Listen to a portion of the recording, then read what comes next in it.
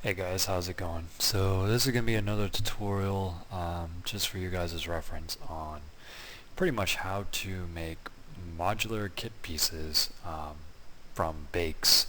And this is going to be the method that we discussed a little bit in class. You might see it on the course site. It's called Frankenstein bakes, right? So I'm going to take something that has a little bit of baked information like this panel that you see on the left, and I'm going to bake it to the flat panel you see on the right.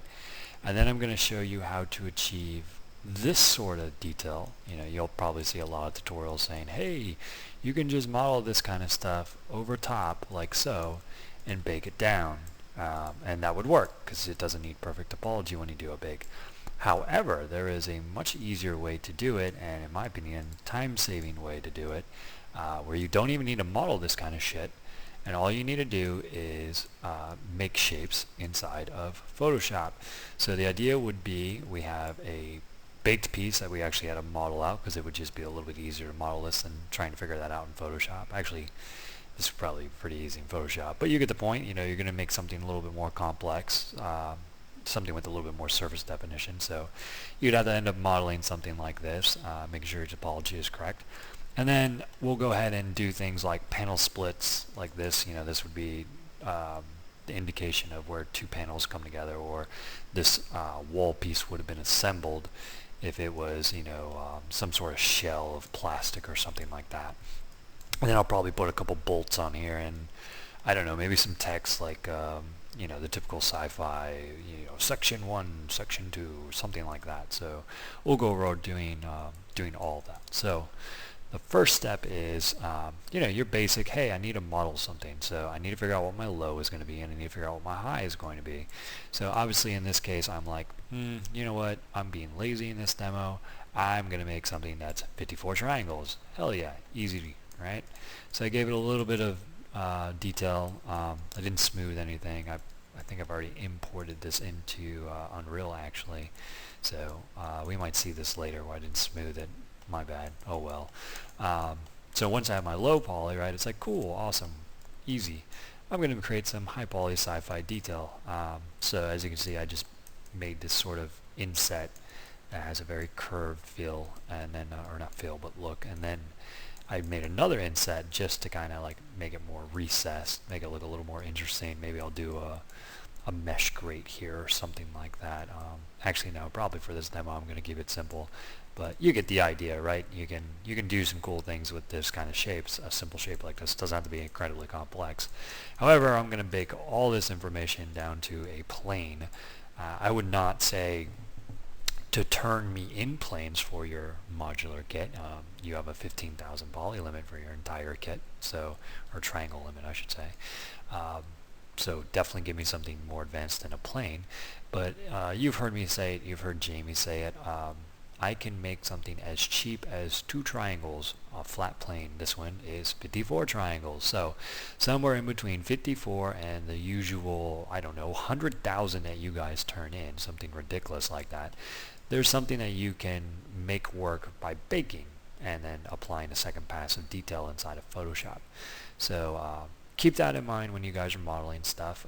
If you're like, oh, you know what, I'm over my 15,000 triangle limit, I'm at 30,000. Well, I could get your 30,000 triangles down to 2 triangles by baking it. So somewhere in between 30,000 and 2 is a number that will work for you.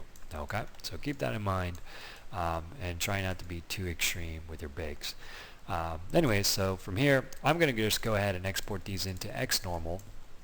And then I'm going to align my planes, make sure everything's right, and then I'll probably just be coming into the next video with the normal map already baked out of XNormal. You guys know how to do that. I'm not going to bore you with all the calculation process. But we'll probably be in XNormal. I'll just be showing you how my normal map came out for this guy. And then I'll be taking that inside of Photoshop and applying that second pass of detail like this. I'll show you the basics of NDO. I'll be using a little bit of an outdated version. I do have Quixel Suite at home, however, I don't like it. I prefer just to use the version of NDO that is a standalone. So it'll work pretty much exactly the same. It's just a little less confusing with the interface. So we'll probably start back the next video inside XNormal. So I decided that I'm just going to go ahead and give you a refresher on this sort of stuff.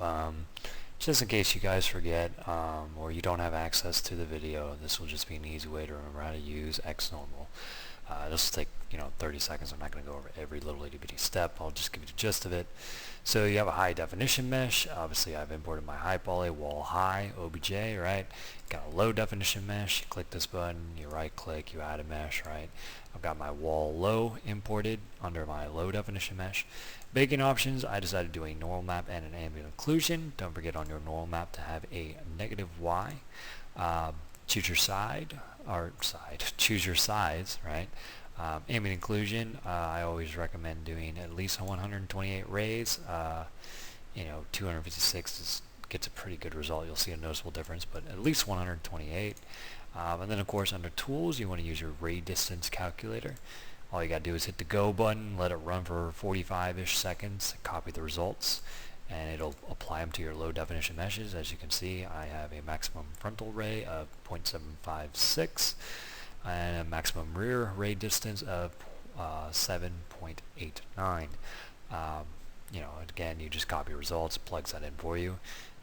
Make sure your baking options is all set, and then bam, generate maps, right? Here we go. So that was pretty simple, pretty easy. This looks like shit. I'm not sure why I did that. I'm just going to Photoshop that out, no big deal. I'm probably not even going to use AO for this tutorial. Actually, I was thinking about taking this the whole way through texturing, but again, I'm kind of tired, I'm kind of lazy. All I really care about is the normal part for you guys, so this is garbage. I'm going to just get rid of this, but hey, there you go. You got your ambient occlusion baking. Looks awesome. Actually, that looks bad, but that's okay, no big deal. Alright, close this out. My maps have been saved. I don't need you. I guess I can keep my open for now. Let's go jump to Photoshop. Alright, so let's open my first one. As you can see, I jumped ahead in my tutorial a little bit, but that's okay. There we go. Alright, so this is my bake, right? Super awesome, right? No, not really. It's super simple. But we were talking about, hey, how do I get that extra level of detail onto my mesh without having to model it for 10 hours or whatever it's going to take you to model something like that? Well, basically I'm going to take this, and as I said, I've already went a step ahead in my tutorial just to save me some time. And as you can see, I've photoshopped out the error that was in the middle that I was saying I didn't really like. And then of course I've added some shapes. I've added just some panel cut lines, right? Imagine if the normals were going inwards instead of outwards. These would look like indents that were like the ends of two panels coming together. I'm not really sure how this would look, and this might look like crap, but hey, you get the idea, right? So if you want to do some simple cuts in your panels that you see in a lot of sci-fi stuff, I put a layer of bolts in here, and these are just simply done with Photoshop shapes. I just went ahead and grabbed an ellipse tool, grabbed a rectangle tool, made some quick shapes, and then I slapped down some text in the middle here. I think this is where I'm going to want to keep it. I could be wrong. It might end up looking like crap, but it'll get the point across in the demo. I think this one line's actually a little... What the hell did I do? I think this one line's off a little bit. Yeah, I think it's off by a pixel. Yay, awesome, perfect.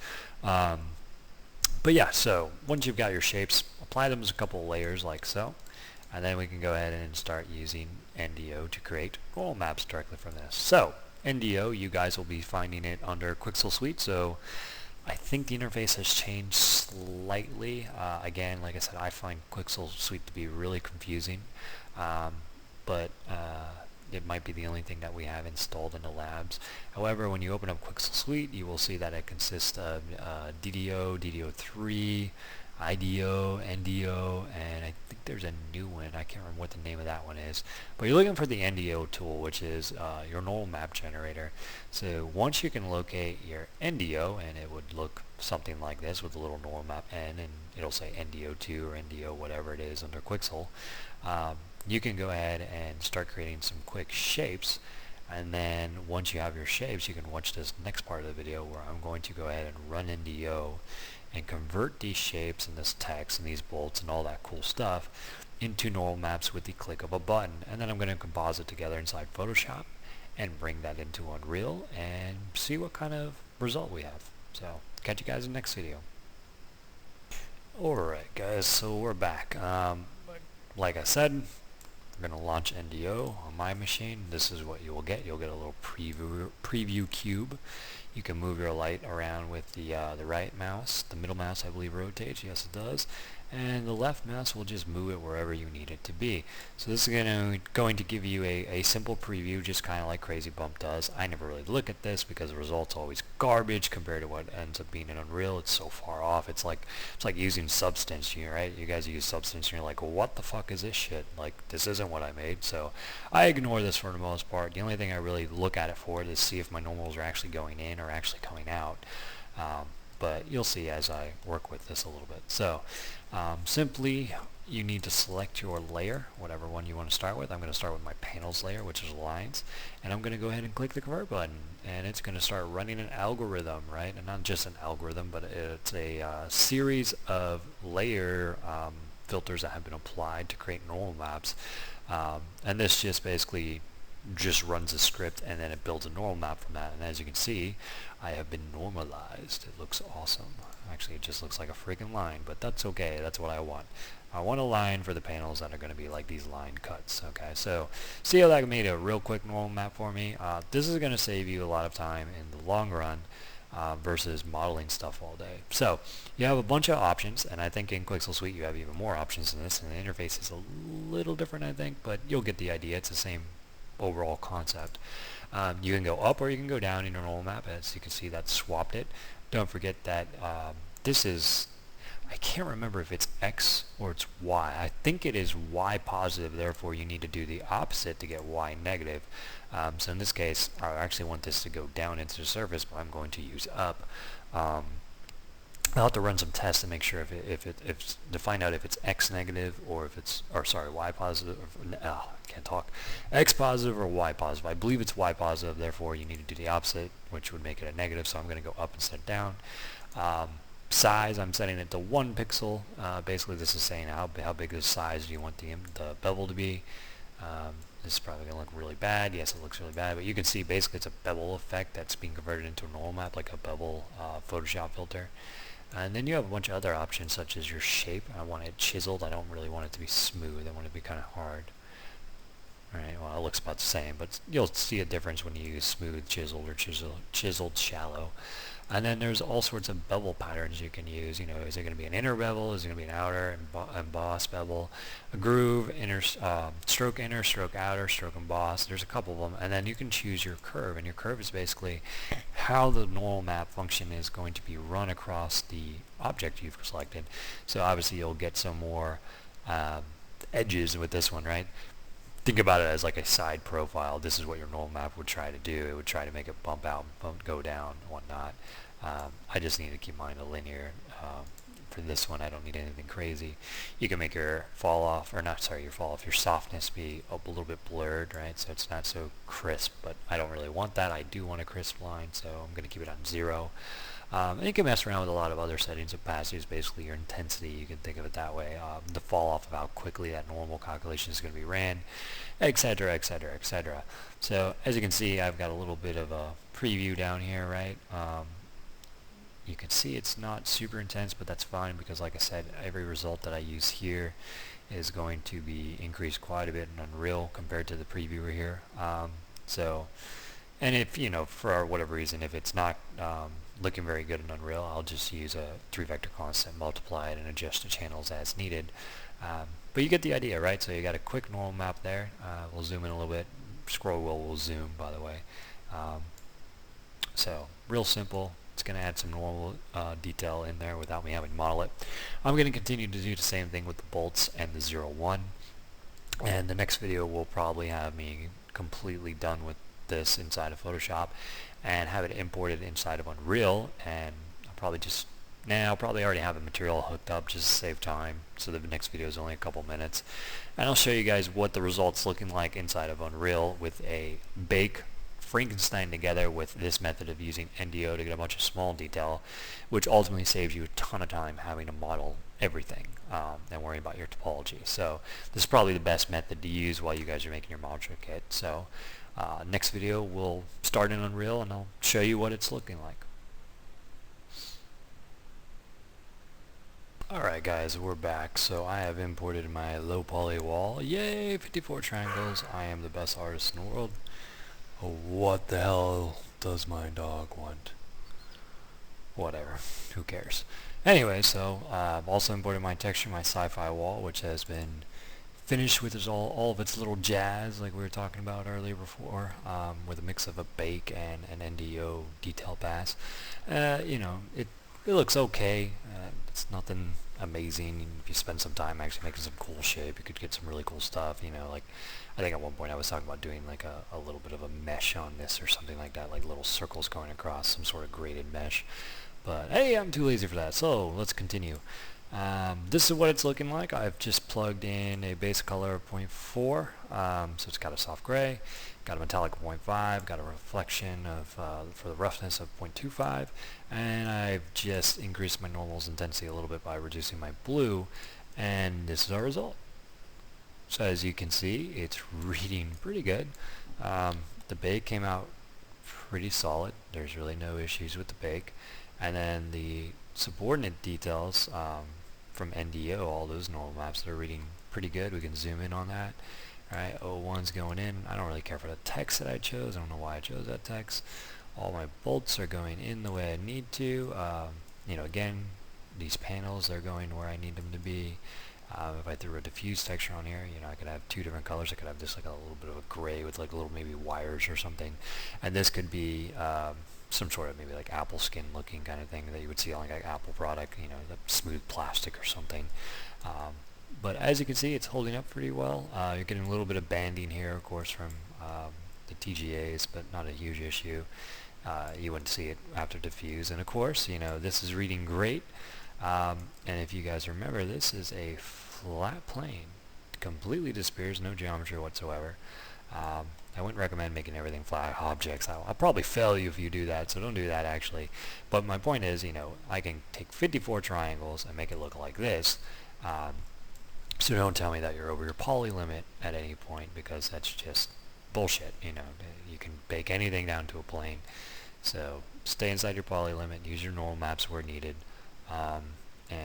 If we're just running down the hallway or whatever, shooting some people, you're going to be like, oh, that's a cool looking wall. On I go. I'm going to go kill Billy Bob. So you get the point. So this is a method I would recommend using, the Frankenstein type of bake. Don't worry about modeling high poly stuff all day long. That's just a big waste of time. Get the hard stuff modeled from a high poly and bake it down, and then anything like little bolts, little panels like this, grates, any kind of mesh stuff that you can do really quick with Photoshop shapes, I would recommend using NDO. It just gets a really quick, easy look. You could also just use Crazy Bump too. I mean, Crazy Bump would be the exact same process in case like your head just blows up when you try to use NDO. You could just make all these shapes and put them on a white plane, make all of them black, and then put it in Crazy Bump. And you can get the exact same thing, and then just combine normal maps inside Photoshop. So there's really no right way or wrong way to do it. You could use Substance, but I think that's just a waste of time for environment pieces. But you can use whatever process you want.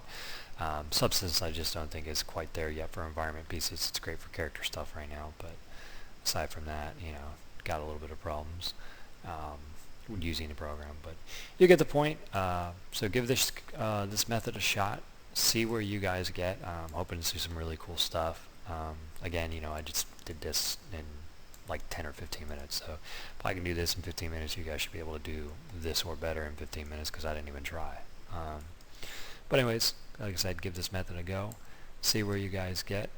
Hopefully you get a good result, and I'll see you guys in the next video I make, I guess. Take it easy.